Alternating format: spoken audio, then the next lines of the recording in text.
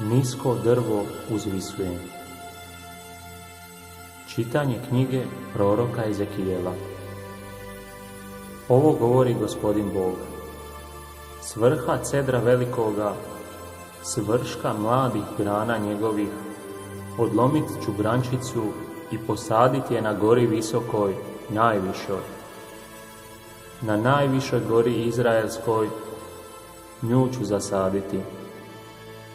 Razgranat će se ona, plodom uroditi i postati cedar predivni. Prebivat će pod njim sve ptice, sve će se krilato gnjezditi u sjeni grana njegovih. I sve će poljsko drveće znati da ja, Gospodin, visoko drvo ponizujem, a nisko uzvisujem.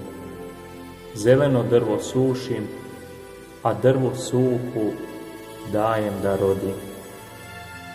Ja, Gospodin, rekoh i učinit ću. Riječ Gospodina. Bogu hvala.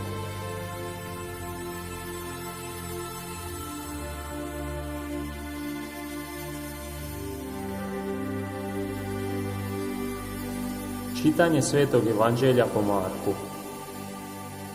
U ono vrijeme Isus govoraše mnoštvu: Kraljevstvo je Božje kao kad čovjek baci sjeme u zemlju. Spavao on ili bdio, noću i danju sjeme klija i raste. Sam ne zna kako. Zemlja sama od sebe donosi plod.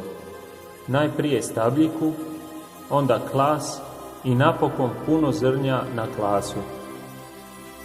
A čim plod dopusti, brže se on vlača srpa jer eto žetve. I govoraše: kako da prispodobimo kraljevstvo nebesko ili u kojoj da ga prispodobi iznesemo?